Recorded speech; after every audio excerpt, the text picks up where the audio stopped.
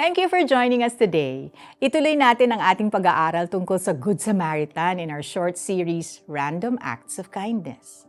Random Acts of Kindness Day 2. Did you celebrate the Random Acts of Kindness Day yesterday? Now it's time to dig deeper into the Good Samaritan story. It provides a great example of how God's second greatest commandment in Matthew chapter 22 verse 39, love your neighbor as yourself, is fulfilled.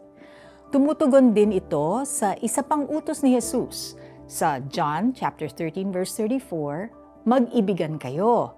Kung paano ko kayong iniibig, gayon din naman mag-ibigan kayo.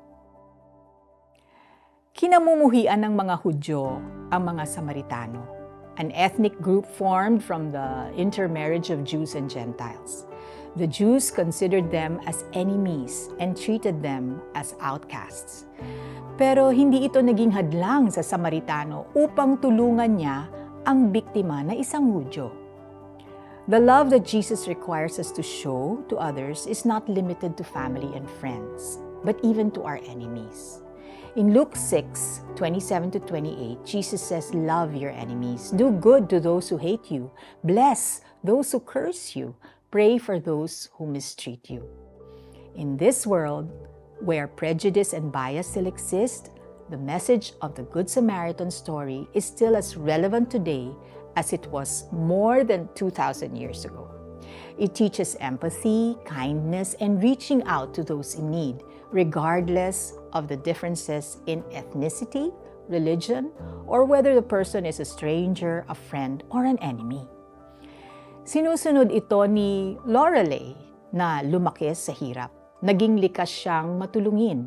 Kahit busy sa trabaho, nagpapakain siya ng mga batang mahihirap sa kanyang neighborhood. Tinuturuan niya ang mga bata ng salita ng Diyos kasama ang kanilang mga magulang. May we be like her.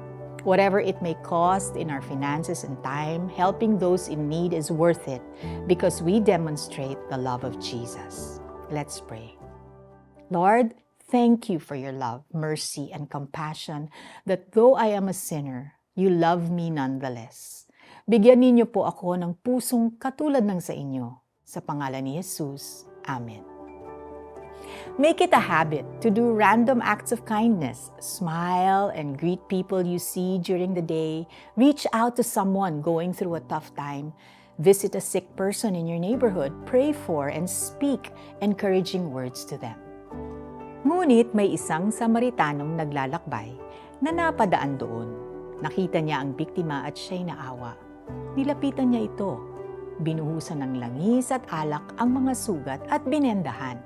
Pagkatapos, ang lalaki ay isinakay ng Samaritano sa kanyang asno at dinala ito sa bahay panuluyan upang alagaan doon.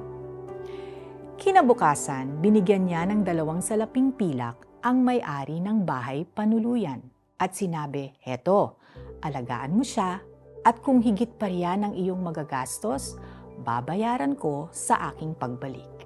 Luke chapter 10 verses 33-35.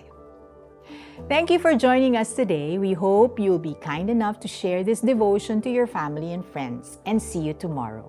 This is Felici Pangilinan Buizan saying, you will be known by your love.